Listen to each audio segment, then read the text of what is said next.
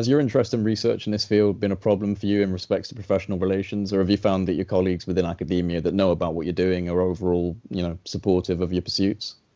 Yeah, it's been awesome actually. That's great. I was shitting biscuits when I was getting ready to publish this book back in 2019. I didn't I know bet. what the response was going to be, and obviously, I was scared, sticking my neck out there. But and that is the reason we have tenure. It's to protect people and doing our jobs and asking questions like this. We should all be doing this. And I put out a call to my colleagues relatively often saying that same thing at conferences and interviews, is that this is our job as scientists to be trying to understand mysterious phenomenon, the questions that we don't yet understand as a human species. So the ones that understand that, which I think is a good number of scientists, really should and don't have any problem with what I'm doing. It's the ones that are more bogged down in dogma or just closed-minded to really anything that goes against the status quo, and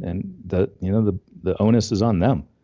They're the Well, problem at that point, because they should be doing their job.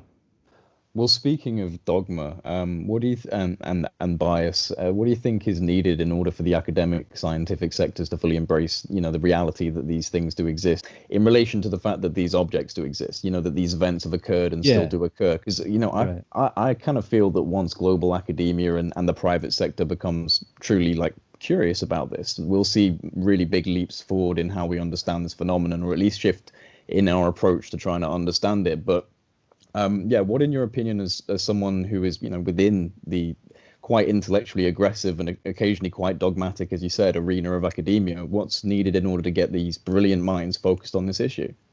Yeah, that's a great question.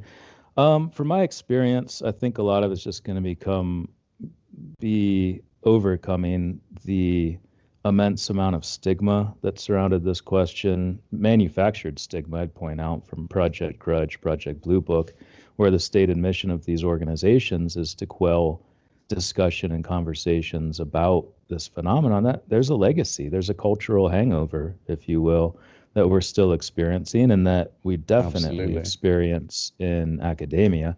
I really thought, and to some extent, I think this is happening. I was hoping for a bigger response, but I think the New York Times article in 2017, AATIP, again, with everything that's been coming out since then, with the gimbal and the FLIR and all of the Navy videos, the Pentagon acknowledging that these videos are real. I really thought there'd be a rush to investigate this, or at least to try to rally for a position and who's going to study what. But I think that stigma is still a big limiting factor. And until we can really get over that and people can just openly talk about this without having to be tenured and at the end of their promotional career, then it's going to be a problem. There's a lot of very smart early career scientists who I'm sure would love to tackle this. I've met some at conferences, and they have to just hide. They have to hide in the wings, and they come to these conferences in secrecy. They pay for it out of their own pocket because they